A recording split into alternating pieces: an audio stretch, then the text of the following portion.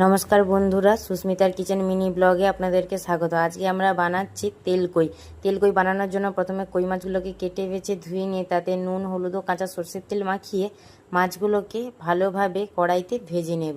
ভাজা হয়ে গেলে মাছগুলোকে এবার তুলে নিয়ে সেই তেলের ওপরে দিয়ে দেব কালো জিরে ফোড়ন, দিয়ে দেব বেটে রাখা টমেটো, আদা, পেঁয়াজ ও শুকনো লঙ্কা, দিয়ে একসঙ্গে ভালোভাবে মশলাটাকে নেড়ে চেড়ে তাতে দিয়ে দেব হলুদের গুঁড়ো, নুন, জিরে গুঁড়ো, ধনিয়া গুঁড়ো ও শুকনো লঙ্কার গুঁড়ো দিয়ে এবার ভালোভাবে মশলাটাকে সামান্য জল দিয়ে ভালোভাবে কষাবো।